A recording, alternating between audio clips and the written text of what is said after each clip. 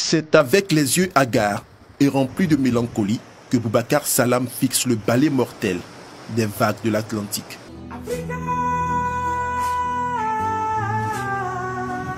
Il écoute et réécoute en silence les voix de ses compagnons de fortune restés au fond de cet océan un après-midi de juin 2014.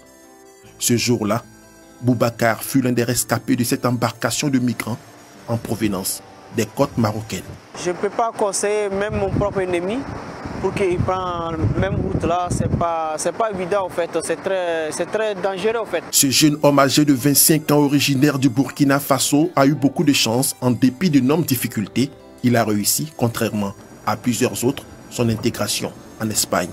Il est aujourd'hui chef cuisinier et youtubeur à ses temps perdus. Ce matin du 28 janvier 2020, Boubacar est l'invité d'une organisation des droits des migrants installée à Melilla. Il est coopté pour la réalisation d'un long métrage sur l'immigration illégale.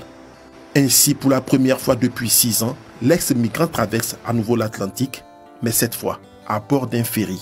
Vous voyez, malgré que je suis dans les grands bateaux, j'ai peur en fait, j'ai peur. Imagine les gens qui prennent le petit bateau. Direction Melilla, une enclave autonome espagnole située sur la côte nord de l'Afrique, par ailleurs première porte d'entrée par excellence de l'immigration illégale en Europe. Ces dernières années, l'Espagne a été particulièrement éprouvée par les flux migratoires. En 2018, un peu plus de 21 000 migrants sont arrivés en Espagne par les villes de Ceuta et Melilla. Près du tiers a escaladé la barrière de la honte. Cette frontière grillagée sous haute surveillance militaire qui sépare l'enclave espagnole de Melilla du Maroc. Longue de 12 km et haute de plus de 7 mètres, cette triple barrière est séparée chacune de 13 mètres de fosse. Ces 3 barrières ont des lames et des fils barbelés sur toute leur façade. Il existe également une sorte de gaz asphyxiant contenu dans des tuyaux au-dessus de la grille. Mais à ma connaissance, ce gaz n'a pas encore été utilisé. Toutefois, les gardes des 2 côtés des barrières utilisent beaucoup de violence pour stopper les migrants dans leurs tentatives. Il arrive parfois que certains migrants aient des jambes ou des bras coupés ou fracturés. Des mesures de dissuasion et des abus qui n'enlèvent en rien la détermination des candidats à l'immigration. Cependant, le système d'accueil des migrants à Melilla et dans le reste de l'Espagne est mis à rude contribution et dépassé parfois par la forte demande. À notre arrivée le 29 janvier 2020 dans ce centre, une grève de la faim est déclenchée pour dénoncer les conditions de détention et la lenteur dans l'établissement de leur laisser-passer. On est en grève, on ne mange pas au resto, tu vois, on ne va pas sortir d'ici jusqu'en mort ici. Parce qu'ils n'ont pas le droit de nous garder ici. 2 Ivoiriens repérés sur les lieux nous expliquent leur aventure. Vraiment ici on vit mal, on ne nous respecte pas, on n'a pas notre droit ici, on n'a pas droit à la parole. Autant ici, je vois que ce n'est pas ce que j'aurais demandé au bon Dieu. Pour arriver à leur fin, ces 2 Ivoiriens ont déboursé chacun la somme de 3 000 €, environ 2 millions de francs CFA. Dans le principe, lors de l'escalade de la barrière, s'ils sont interceptés par la Guardia Civile, entendez la police espagnole, ces migrants sont gardés dans ce centre d'accueil où ils devront attendre entre 3 et 6 mois un hypothétique laissez-passer. Ce fameux sésame leur permettra d'entrer à proprement dit sur le territoire espagnol, précisément à Madrid, où des organisations cette fois d'encadrement et d'insertion vont les recueillir. Nous sommes de retour à Madrid, dans le quartier de Calle Alberic. Ici, nous avons rendez-vous avec Etienne Assi, président d'une ONG d'encadrement, Africa Feliz. Les organisations qui les reçoivent là-bas nous appellent pour les chercher, pour leur trouver où dormir, où manger, dans les premiers jours qu'ils arrivent, et après on leur facilite des zones où ils peuvent aller suivre une formation, où ils peuvent apprendre la langue. Généralement, les enfants, directement, on leur donne des papiers. Et à l'enfant et aux mamans. Il y en a qui viennent même, qui accouchent pendant la traversée. C'est vraiment dur. Etienne Assi est ivoirien. Il exerce dans l'encadrement des migrants depuis près d'une vingtaine d'années. Il se bat au quotidien pour leur insertion. Nombreux sont les jeunes migrants comme Hassan Koné qui ont bénéficié des services de la structure d'encadrement d'Etienne, qui fait partie de la dizaine de structures implantées à Madrid. Arrivé depuis décembre 2019, son rêve est de devenir footballeur.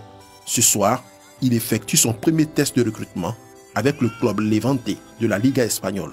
Si le test est concluant, Hassan percevra l'équivalent de 650 000 francs CFA par mois comme salaire un appartement et un boulot à mi-temps dans une des entreprises partenaires du club.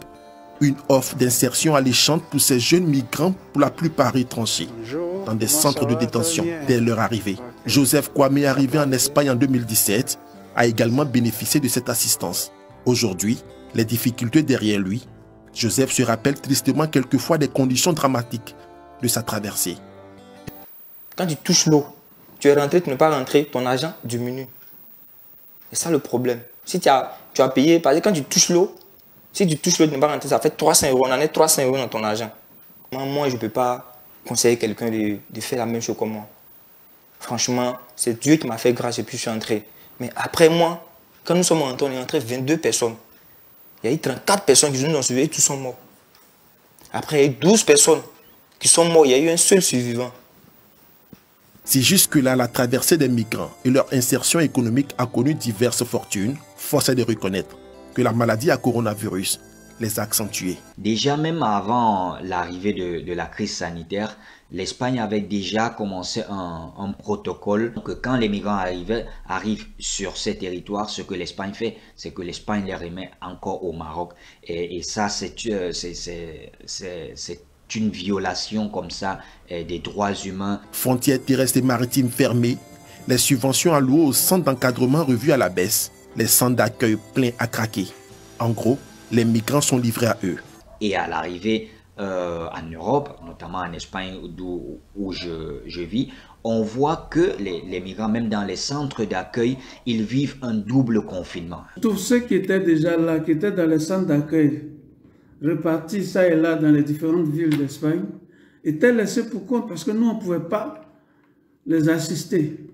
Malgré ces conditions exécrables, 82 embarcations, soit 1200 immigrés, ont accosté au large des côtes espagnoles durant les 2 mois de confinement en Europe. La bonne nouvelle est que le gouvernement espagnol a autorisé ceux qui étaient déjà là en situation irrégulière à aller travailler au secours des agriculteurs en période de cueillette. Il y avait un besoin de 60 000 personnes. Tous ceux qui sont allés à l'agriculture bénéficient aujourd'hui d'une carte de séjour de 2 ans. Comme on le voit, la crise sanitaire du coronavirus a rendu possible ce qui était impensable il y a environ 3 mois. Elle a l'avantage de lever un coin de voile sur la perception de l'immigration, longtemps considérée comme une menace, et pourtant.